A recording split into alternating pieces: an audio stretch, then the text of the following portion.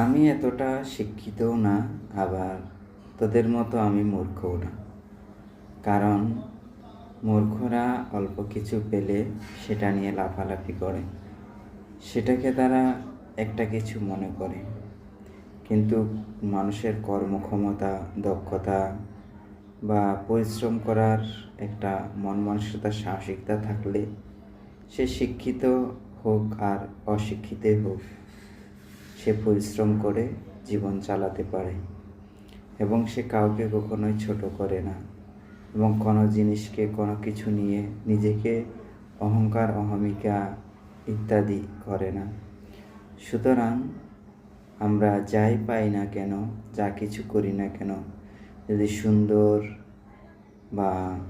সুন্দর ব্যবহারের মাধ্যমে আমরা সেগুলো আয়ত্ত করার চেষ্টা করি বা চিন্তা করি,